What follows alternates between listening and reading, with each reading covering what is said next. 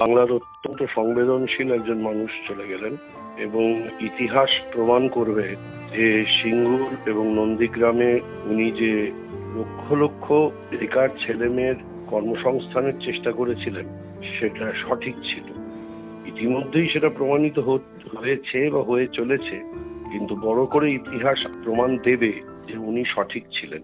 আর মতাদর্শ এবং সৌজন্য, এই দুটির যে একটা অসাধারণ সংযোগ থাকা সম্ভব, সেটা উনি বারবার ওনার জীবন দিয়ে প্রমাণ দিয়েছিলেন। এবং এই পশ্চিমবঙ্গের বহু বহু শিল্পী, তারা ওর কাছে কৃতজ্ঞ থাকা উচিত।